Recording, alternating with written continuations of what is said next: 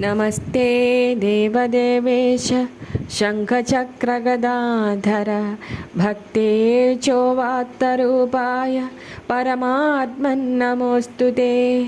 नमः पङ्कजनाभाय नमः पङ्कजमालिने नमः पङ्कजनेत्राय नमस्ते पङ्कजाङ्घ्रये। नमो भगवते तुभ्यं वासुदेवाय विष्णवे पुरुषायादिबीजाय पूर्णबोधाय ते नमः।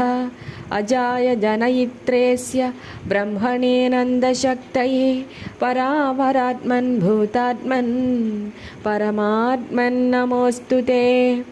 त्वं वै सिसृक्षुरज उत्कटं प्रभो तमो निरोधाय बिभक्ष्य संवृतः स्थानाय सत्त्वं जगतो जगत्पते कालः प्रधानं पुरुषो भवान् परः। अहं पयोज्योतिरधानिलो नभो मात्राणि देवामन इन्द्रियाणि कर्ता महानित्यखिलं चराचरं त्वय्यद्वितीये भगवन्नयं भ्रमः।